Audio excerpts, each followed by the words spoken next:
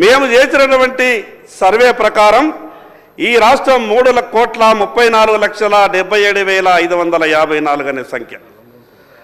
మరి ఈ 98,52,168 ఎవరు ఎక్కడికి వెళ్ళిండ్రు?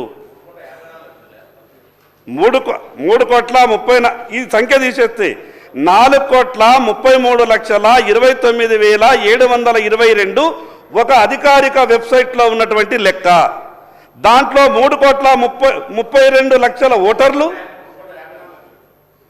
అన్న. నేను చెప్తున్నది అధికారిక వెబ్సైట్ లెక్కనే చెప్తున్నా, ప్రభుత్వం పెట్టినటువంటి వెబ్సైట్ లెక్కనే చెప్తున్నా. అయితే ఈ 98,52,168 మంది తక్కువ చేసి మీరు చూపిస్తున్నారు. అసలు ఈ సంఖ్యని ఏ రకంగా నిర్ణయించారు? నేను గౌరవ ముఖ్యమంత్రికి మీ ద్వారా విజ్ఞప్తి చేస్తున్నానంటే, మీరు మాట ఇచ్చిండ్రు, ఏం తొందరపడకుండా. స్థానిక సంస్థల ఎన్నికలు 6 నెలల తర్వాత పెట్టుకున్నారు, ఏం కొప్పలు మునిగేది ఏం లేదు. కానీ మీరు ఎక్కడ స్థానిక సంస్థల ఎన్నికల సమయంలో పెట్టకుంటే ప్రభుత్వానికి చెడ్డ పేరు వస్తుందనో, మీకు వ్యతిరేకత వస్తుందనో బీసీలకు మాత్రం అన్యాయం చేసేటటువంటి ప్రయత్నం చేయకండి. భారతీయ జనతా పార్టీ ఎంత గొప్పగా ఆలోచిస్తుంది అనంటే, ఈ దేశంలో ఏ రాజకీయ పార్టీ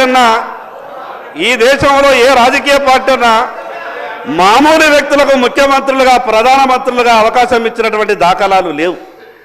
ఈరోజు ఛాయ్ అమ్ముకున్నటువంటి బీసీని దేశ ప్రధానమంత్రిగా 3వసారి చేసినటువంటి ఘనత భారతీయ జనతా పార్టీది.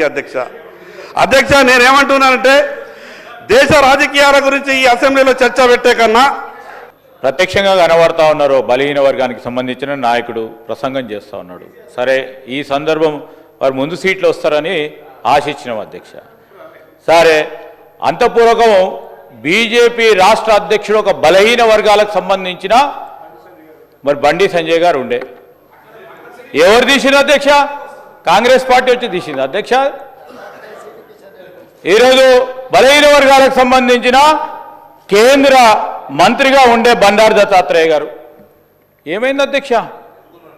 ప్రస్తావన చేస్తూ ఉన్న సందర్భంలో ఈరోజు కూడా కాంగ్రెస్ పార్టీ బలహీన వర్గాలకు సంబంధించి ఈరోజు అన్ని వర్గాలకు సంబంధించి న్యాయం చేయాలనే ఒక కాంక్షతో మా రాహుల్ గాంధీ గారు ఇచ్చిన ఆలోచనతో ఒక అడుగుకు ముందుకేస్తే దాన్ని ఎట్లా అడ్డుకోవాలని చేసే ప్రయత్నంలో ముందుకు సాగకుండా మంచి సలహా సూచనలు ఇచ్చి దాని ఆచరణలు పెట్టాలని ప్రయత్నం చేస్తా ఉన్న మా పొన్నం ప్రభాకర్ గారిని